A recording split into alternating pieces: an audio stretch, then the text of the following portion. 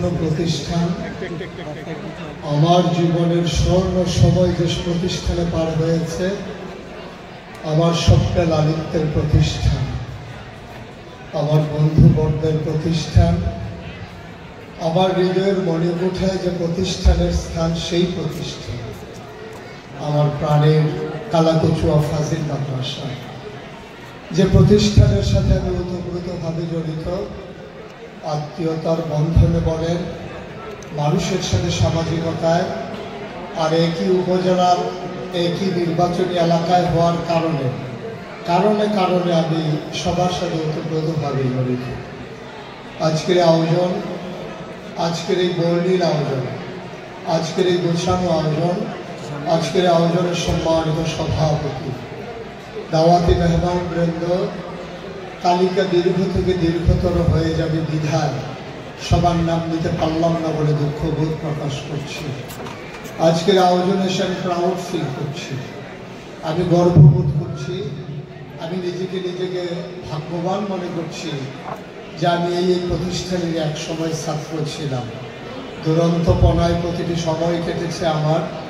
এই প্রতিষ্ঠানের আশেপাশে আমরা যে কোনো জায়গায় যখন লজিং থাকতাম, এই লজিংগুলোর মানুষের সাথে এমনভাবে মিশে যেতাম, মনে হয় যেন তাদের সাথে আমাদের আত্মীয়তার বন্ধুর আত্মার পরিচয়।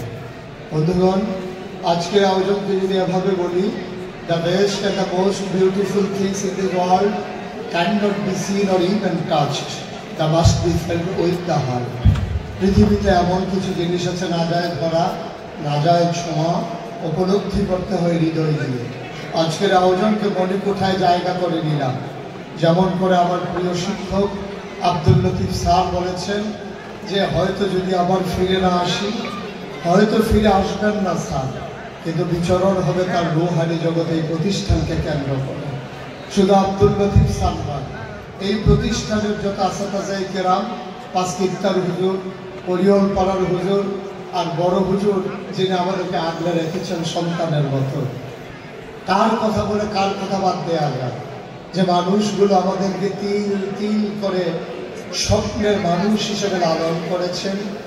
আজকের এই যশ, আজকের এই খ্যাতি, আজকের এই পরিচয়, আজকের এই অবস্থা ওনাদের কর্মের ফসল, ওনাদের পরিশ্রমের ফসল। প্রাউড ফিল করছি।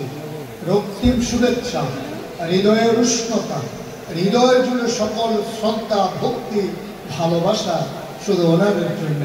আসসালামু আলাইকুম ওয়া রাহমাতুল্লাহি ওয়া বারাকাতুহু। আমার উস্তাদদের জন্য, আমার উস্তাদদের জন্য, আমার যারা সহপাঠী ছিল, আমার যারা অগ্রজ, আমার যারা অনুজ, সবাই মিলেমিশে যেমন করে একই সাথে ছিলাম। আজকে যারা আয়োজন করলো, যারা উদ্যোগ নিল, যারা গুছিয়ে নিল, তাদের জন্য হৃদয়ের অকৃত্রিম ভালোবাসা। আবারও দেখা হবে হয়তো এমনই একটা অঙ্গনে, আবারও হয়তো দেখা হবে কোনো একটা বিশাল আয়োজনে। সবার জন্য দোয়া করি, সবার কাছে দোয়া চেয়ে শেষবারের মতো যদি একথা বলি, কত যে আধার পর্দা পাড়ায় ভোর হলো জানি না তা, নারঙ্গী বনে কাঁপছে সবুজ পাতা। দোয়ারে তোমার সাত সাগরের জোয়ার এনেছে ফেনা, তবু তুমি জাগলে না, তবু তুমি জাগলে না। আসুন জাগিয়ে দিন। 5ই আগস্টের পরে, দ্বিতীয় স্বাধীনতার পরে আবার জাতিকে জাগিয়ে দেন।